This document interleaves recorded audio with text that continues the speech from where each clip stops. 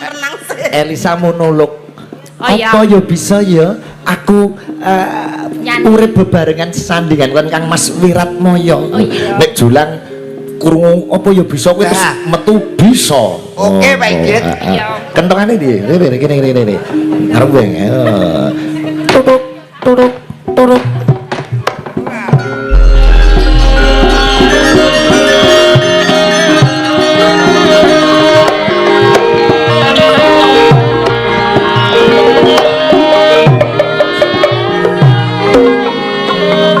Jroning taman sing gede banget kaya ngene.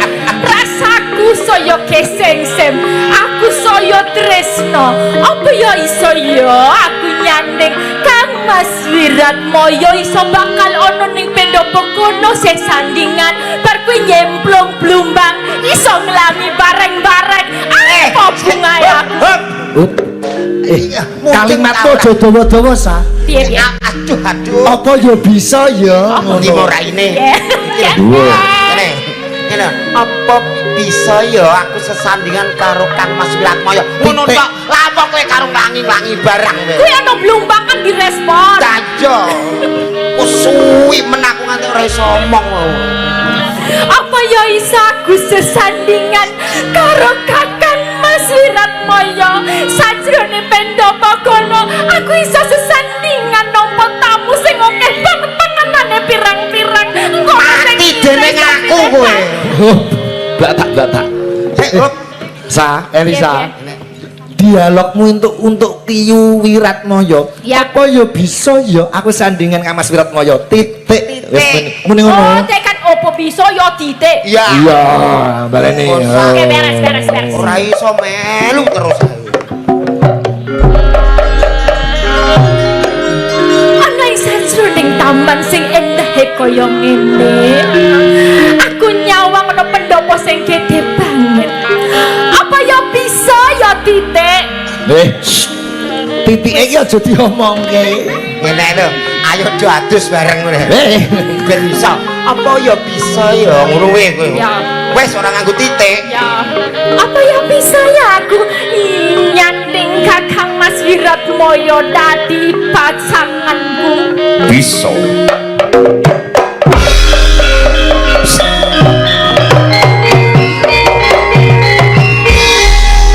Ayo, mesti mulai mutah to. Gandrung sing apik babangan kok.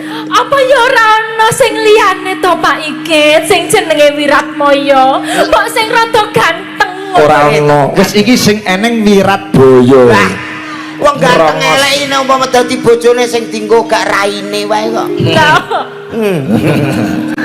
Ya wis tak tumpo sak ono anane. Awakmu aku teko terus cipiki terus awakmu Nadian.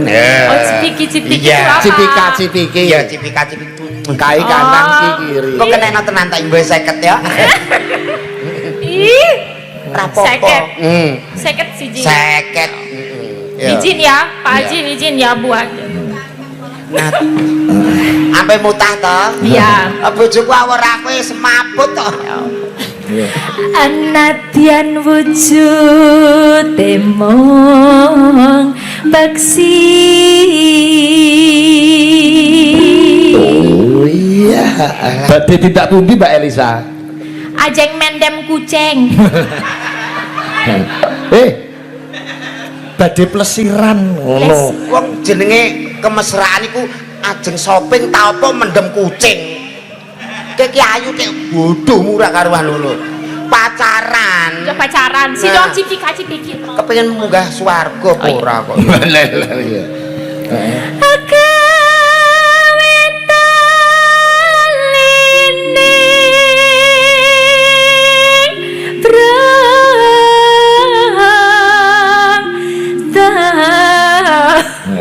Larang tekan wis ngene lho, sakit lho. Lah piye kesempatanku ya pas Kumolorno teko cemburu. wong ayu pun kakang ora bakal ninggalke katresnan. Tenan ya kakang. Sedulur bagus senyari bumi tak labuing temekaning pati wong ayu.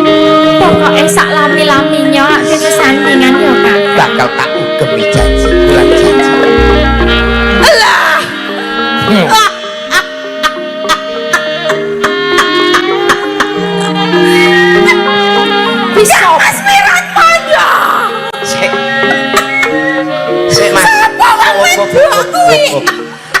Ceritane iki padha ayune, ora kaya malah medeni wong ngono kuwi. Aku ki Nek sok. iku ula. Ngene lho. Kaya ngono Kang Mas. Lho, wong wedok ki lek ngerti pacare, gendakan kat wong liya yo jelas marah. Iya wis ora apa-apa wis mbok amuk. Piye? Langsung ngono. Omong apa? Ngono Ya ngono mesti jedek dhisik wong wedok wis pembawaane tokonane ngono kuwi. Lho, Kang Mas Wiratmaya.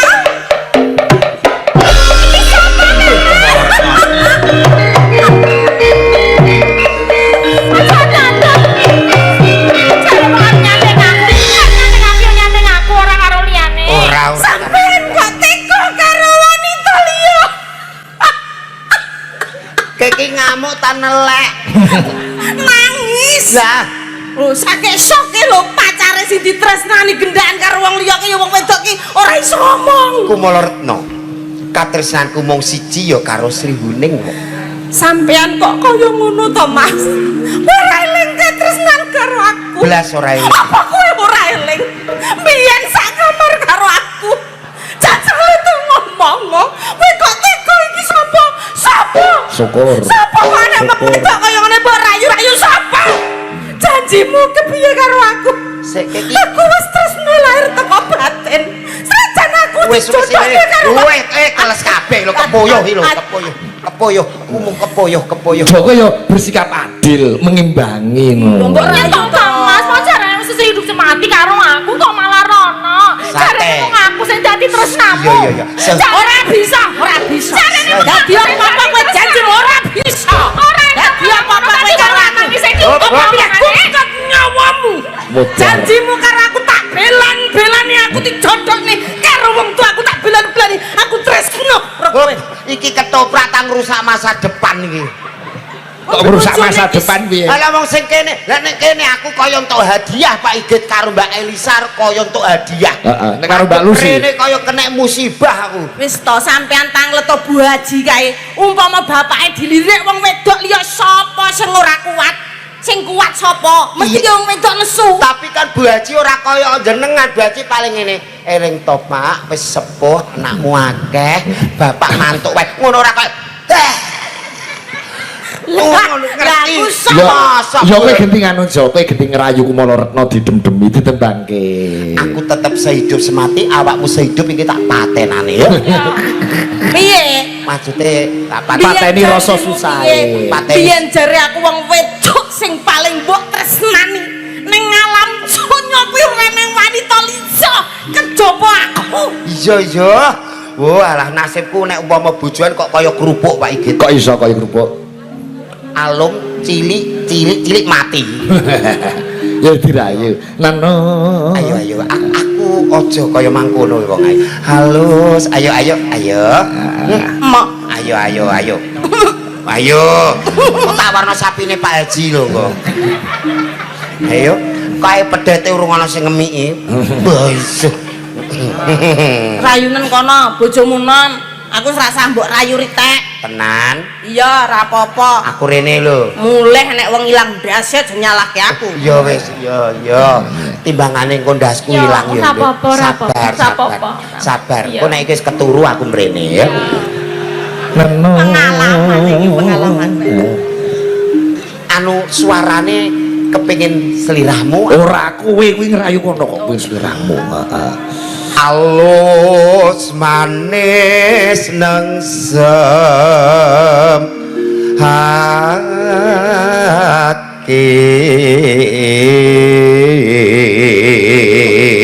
Napa estu atur panjenengan menika to, Kang? Aku kaya ngrangkul bego ya, Pak. Wedi ya. Wis to tampa ana nancane bojo siji langsi siji gedhe kan ya kudu disyukuri. Jo. Ini ora aku nyedak awakmu tek mengkeret ngono lho. Kita kowe kene ndek bojo Mbak Elisa karo aku kudune yo seneng lho. Satu perpaduan yang luar biasa. Kayak alus monggo Mas Dahar. Yo kok bagian kusur-kusur. Alah Mas omahe kobong ayo Mas disebut ayo Mas nyebrang kono Mas. Sak nek bes ora ndang mati. Iya. Lah aku tetep mati wong awakmu saking kasare mbok uncalno nganggur. Lah beda lek Mbak Elisa. Lah, Elisa. Umpama dijak nyebrang Nih kalau Kang Mas monggo nyebrang wonten bus diares motor Malah pas ya. iya Ya wis aku tak karo awakmu wae. Genti kumolorno Mbak Lucy senembang. Nah iya. Musuh. Ayo wong ayu. wis menggen kula pangku Iya, pangku jo. Nun sewu, Pak. Apa? Modele bojone kaya pule sing teng mriku e. Di pangku men ketok mesra.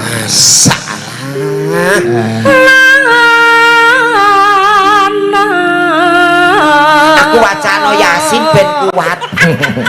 Kowe iki kok mesti ngenyek lho Mbok. Wingi-wingi karo aku gak ngono mbok ketemu Dek Elisa ngono kuwi Wis, lho. Ayo kene. Pangku jo. Yo. Piye rasane jo? Duka Pak Igit kaya ki dengkulku mblusuk ngono lho Pak Igit. Kok jeru men nganti busuk. Kebayake kelandungan Pak Igit. Oh. Wis rasa pangku-pangku wis. Jadi kowe jo senembang jo kumolorno digandrung. Guri kene kubota. Apa kuwi? Diesel. Kono kowe gandrung kumolorno. Lho rene. Kowe angel-angel cemplungne kolam renang. Syukur. Goleki Gusti Putri Sriuning. Gusti Putri Sriuning. Inggih. Kula kang abdi Gusti Putri. Oh, Kang Abdi, kene nyedak kene. Nggih monggo mriki, lenggah mriki mboten napa-napa Gusti. Nggih, Abdi, kowe saka ngendi Abdi? Nggih, saking resik-resik suket. Oh, resik. Ya ngapunten pundake enten kotorane. Iya kok yo ngerti jenenge wong Lambi rasa seburu. perhatian yo kaya ngono kuwi ya. Anu- Senadyan Abdi ning kowe iki jen ngerti banget nek aku ki yo Ora sampe ngomong badakmu iki. lambemu ana solare. Iya ngobong kowe kuwi. Gusti Putri, Sia-sia kan. rek manipun rambutipun menika aduh wonten bledukipun eman-eman. Ki rambutmu ana tikuse aduh. Iki nek kene kira to gatel iki kira to. Oh, niki Iki wonten. lho. Oh, iya. Aku yo gatel. Iya iya, sik tak kukure. Ya iki lho gatel. Lho iki lho gatel. Mbok sing romantis kok Yo Sigit ngene kan. to padha aja ngantek kalah. Yo ini ping apa wong kono keluarga rapat yo bahagia. Wis ben jenenge wong cemburu yo ngono. Abdi, sesuk awak dhewe mlaku-mlaku adoh ya. Yo, alamun to kula kasembadan palakrama kalian panjenengan Gusti Putri. Wah, badhe bulan madu wonten Magelang. Iya, ning Magelang kena, ning luar negeri ya kena, kok tak tumpake pesawat. Heeh. Ayo bulan madu aku tumpakne apa? Santai gratisan ning selulup ning kono kuwi wae. Nggon kolame Pak Hanafi. Yo paling gak ditumpakne apa wong kono numpak pesawat. Aku awake numpak benduso. Ora sudi. Nggo ning Jangan, Dewe. ning Itali makan spaghetti kita. Iya, Abdi tak tukokke spaghetti, tak tukokke pizza, apa sembarang kalir apa sing mbok pengen ki tak tukokke kabeh ya. Matur nuwun Gusti Putri. Pizza lho pizza, spaghetti tukono kuwi. Upah awake dhewe yo mangan pizza, yo mangan spaghetti. Kok kowe duwe duit? Ha ngenteni sisamu. Le bojo kok. Ya wis iki seriune gandrungan jo. Nih. Geni seriune sing gandrung wirat. Sejatine aku sing dadi pangeran kene wong ayu. Pangeran Diponegoro. Jare mengarep siji. Kok ngono imbah-imbuh. Wis kok tak pateni. Aku sengitan nek kaya ngono. Ayo, ayo.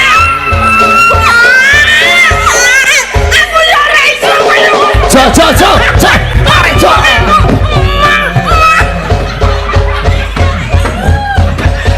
Modar kowe jujung, Mbak. Rasane jujung Mbak Lucy piye? Piye?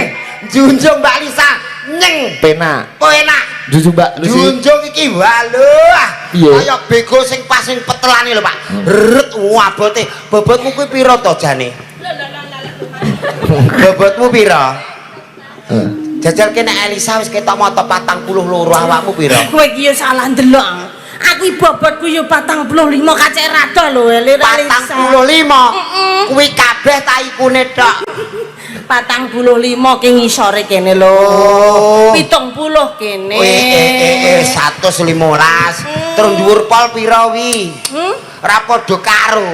Mulane piyayi makmi kaya Mbak Elisa diatur, awakmu ora jange mangkok. Ayo sak nembang sak. Heeh. Ayo dirimu wae sing pantes dadi garwane Pukakang. Tenan loh. Manongan. Iba bunga hingga tiku nyanding bisa dadi tombo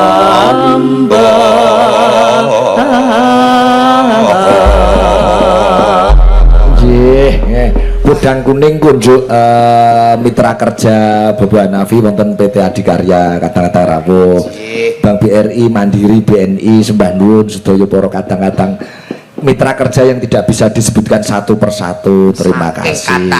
Nggih. Kudang kuning nyau buka saking Mbak Elisa. Digarap sing mat Mbak Elisa. Iya. Ngene tiba Mbak Lucy digarap cara jaranan. Oh iya. Cara sapi. Iya. Wah, nggih. Luar biasa. Jaran lemu tapi jos Pak Igit. Kilat Lincah jarane. Nggih. Menika request saking Bapak Haji Hanafi kula mau podang kuning. Malam hari ini live streaming YouTube Sigit Channel dan channel-channel lainnya sing mlebu ning HP ku ana 11 channel. Urung channel sing ning isor payung kuwi. Kuwi wis pirang-pirang channel. 11 Pak Igit berikut tok. Nggih kene 11 kono 12 iso. Nggih.